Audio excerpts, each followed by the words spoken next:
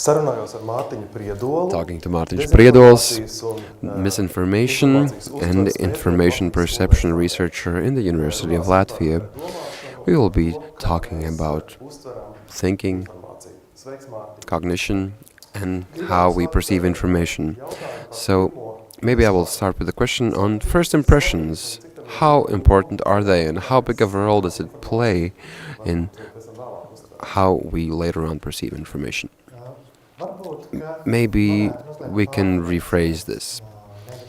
Maybe not the first impression specifically, but if we're speaking about first convictions or attitudes we have in our minds. So in a way, we could say that this primary information can leave a big effect, but not as large as an illusory reality that we might have around us. So what does this mean? So this information that is repeated most often will seem to be more true than the information that we will hear just once or later on and such. But the main aspect that I would like to highlight is that this first impression and our own convictions are significant in how we perceive new information.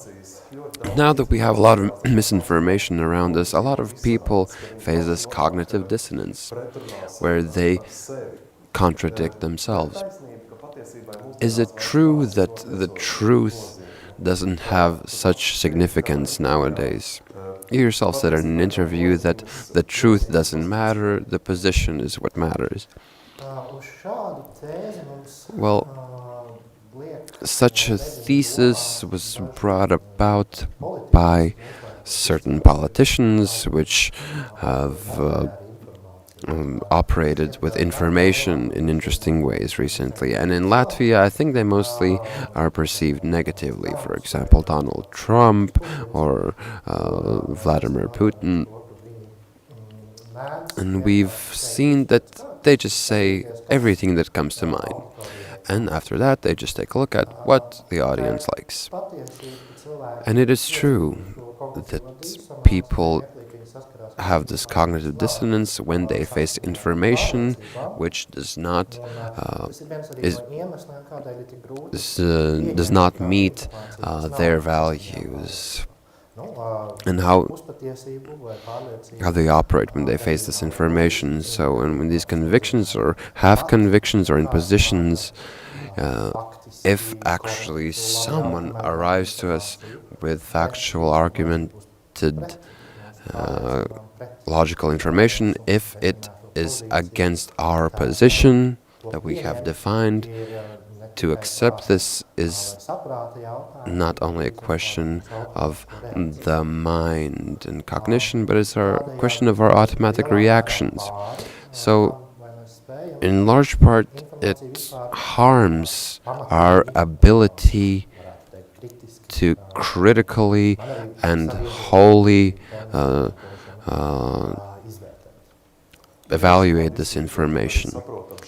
And we are very well educated and we know of this critical thinking as a concept, but in a way, can we not accept other opinions that do not face our values?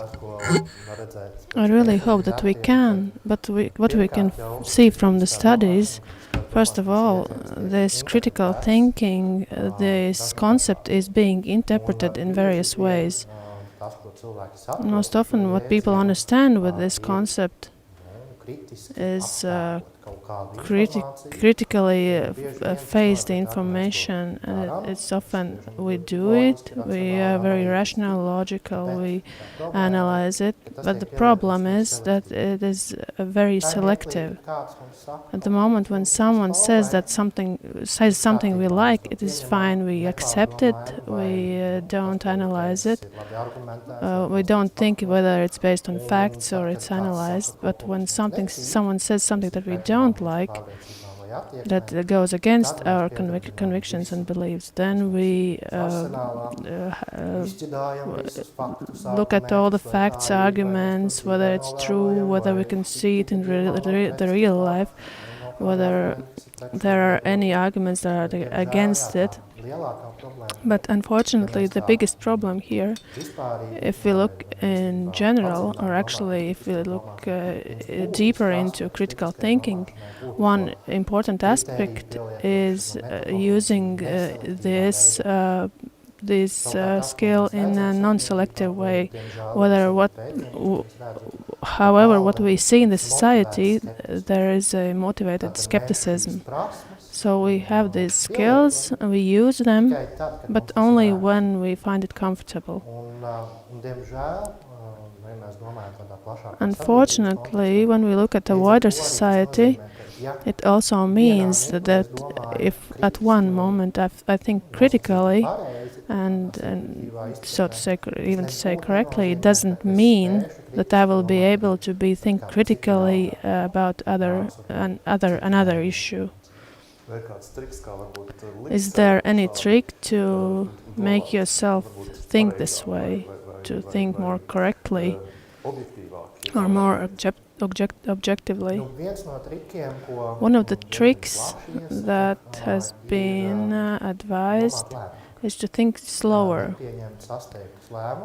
Think slower, don't make rash decisions, and don't believe in something blindly. One of classical problems that we have is that we often rely on intuitive judgments that come out easy, and we don't have to go very deep into it. It doesn't consume energy, it doesn't take time. Why do it if it's already clear to us? We know the truth, what is actually happening in the world, and so on. So one of the points, big points to underline here is think slower and think equally, so to say. If we are able to critically look at what our opponents say, or the information that we don't want to agree with, we should also analyze the information that we agree with, or that we are familiar with, or that goes with our beliefs. And another aspect that is often missed in a wider context, we should recognize this misinformation or fake information, which is not always disinformation.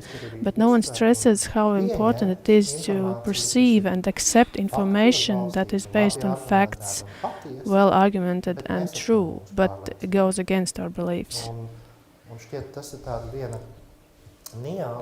And this is one aspect where each of us, including me, and any researcher, that we should motivate and facilitate.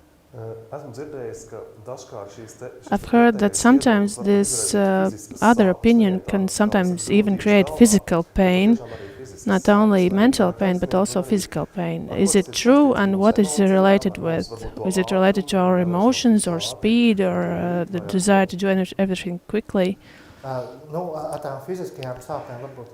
Maybe I have over-exaggerated this physical pain. It's not really like a stab in the stomach. But if we talk about cognitive dissonance, it is a discomfort about us acting against our beliefs. And mostly people think, I would assume so, that mostly people assume that they are good. I am a good person, I have taken good decisions, I have good attitudes, so thus if I am good, my beliefs are also good. But if there is a moment where I do something that goes against my beliefs, for example, I accept information that goes against it, or where I understand that my beliefs are wrong. So this is where this physical aspect comes in. This discomfort increases if we have very strong beliefs. This is where this emotional part comes in, and that is why we often choose intuitive judgment instead of rational thinking. And to avoid this so-called pain or energy consumption that is probably necessary for something else, for perceiving new information, to analyze it, and maybe even accept that I have made a mistake, it requires a lot of energy.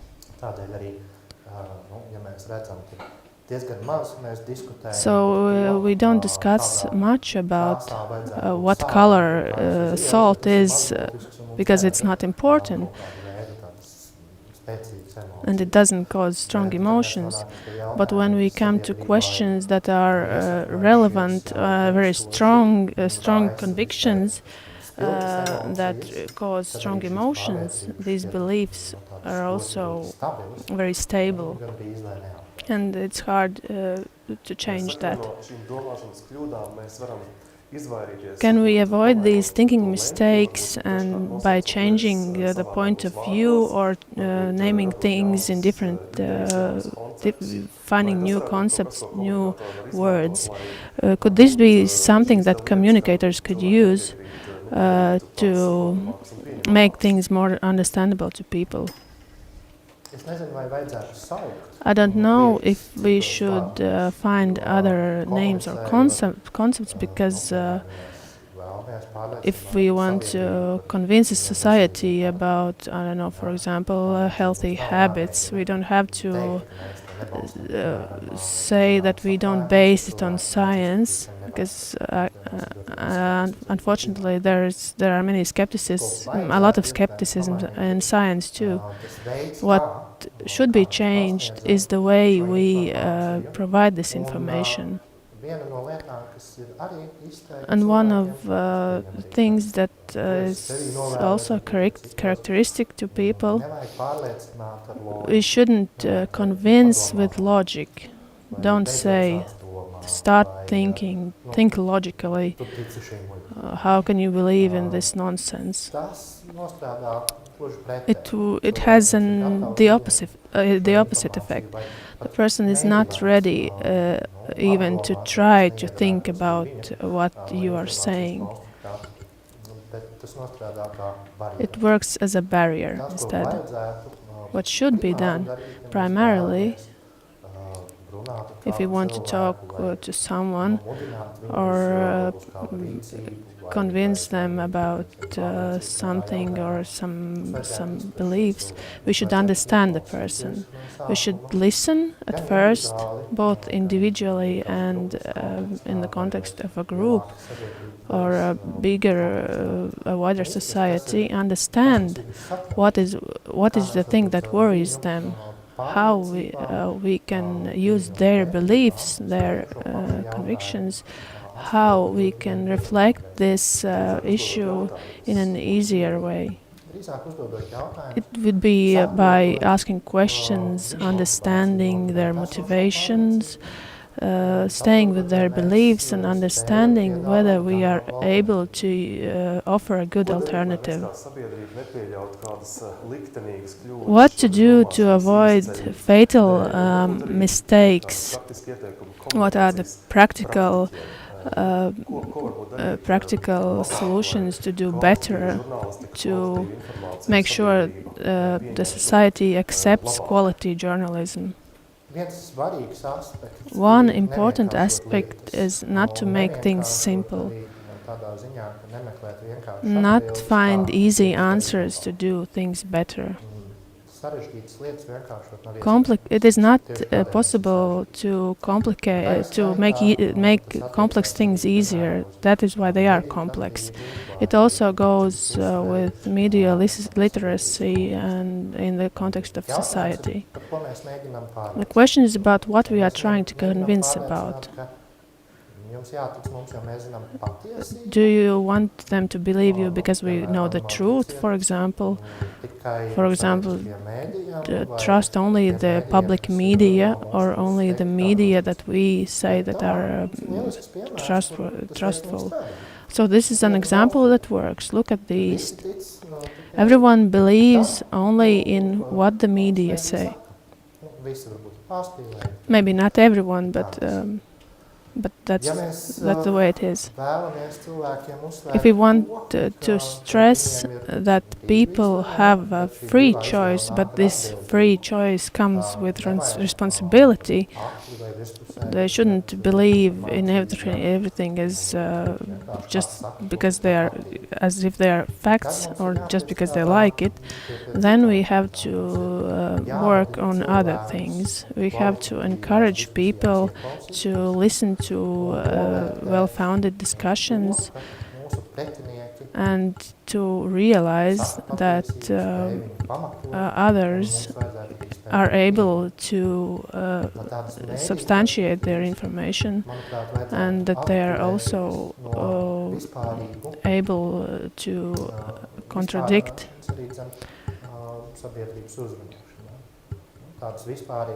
So things like these are really like general things. Don't disseminate, like for example, don't disseminate fake news.